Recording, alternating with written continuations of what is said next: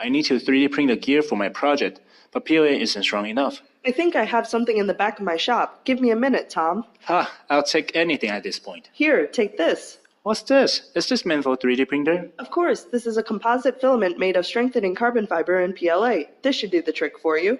Thanks, Sarah. I'll give it a try on my 3D printer. But Sarah, how is this made?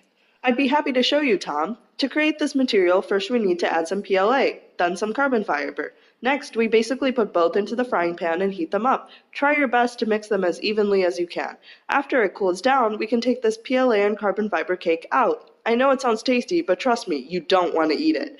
Then we cut this cake into fine pieces. The smaller the better. Here's our powerful extruder. It can crush materials and turn them into filament, but we have to tweak the temperature and extrusion rate to get good filament, which is the hard part.